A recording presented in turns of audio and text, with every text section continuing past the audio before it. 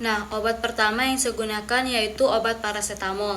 Dengan penetapan kadar parasetamol di dalam tablet, menurut persyaratan Farmakope Indonesia edisi keempat tahun 1995, yaitu tidak kurang dari 90% dan tidak lebih dari 110%. Nah, besarnya kadar zat aktif parasetamol dalam sediaan obat tablet yaitu 500 mg. Lalu metode yang digunakan untuk penetapan kadar parasetamol dalam penelitian ini yaitu metode spektrofotometri UV visible, di mana spektrofotometri UV visible ini merupakan suatu metode yang tidak baku. Oleh karena itu, sebelum metode yang digunakan untuk penetapan suatu kadar diterapkan dalam suatu pengujian laboratorium, terlebih dahulu dilakukan validasi. Nah, obat selanjutnya yang saya gunakan adalah obat amlodipin, di mana amlodipin ini adalah generasi ketiga dari kalsium kanil blocker yang efeknya panjang serta efektif, yang dapat digunakan pada pengobatan hipertensi dan juga angina.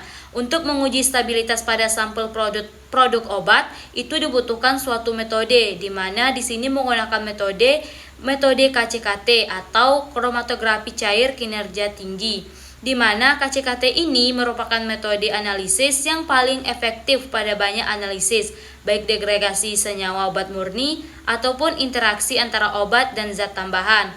Nah, pada metode ini ia menggunakan fase gerak yaitu asetonil banding larutan kalium dihidrogen fosfat 50 mM pH 3 dengan perbandingannya 50:50 dengan kecepatan alir 1 ml per menit, dan detektor yang digunakan adalah detektor UV dengan panjang gelombang 239 nanometer. Selanjutnya obat ketiga adalah obat amoksisilin, di mana obat amoksisilin ini merupakan suatu antibiotik semisintetik penisilin yang memiliki cincin beta-laktam, memiliki aktivitas sebagai antibakteri yang disebabkan oleh mikroorganisme yang rentan.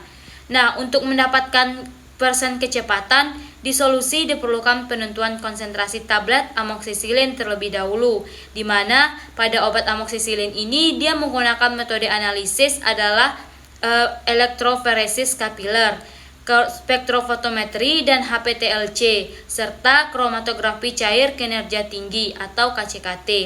Lalu fase gerak yang dipilih dan dioptimalkan adalah asetonitril banding potasium dihidrogen fosfat dapar dengan pH 5, yaitu dengan perbandingan 1:99 volume per volume, dan kondisi dioptimalkan dengan laju air 1 ml per menit dengan panjang gelombang pada 254 nanometer dan waktu alir 20 menit.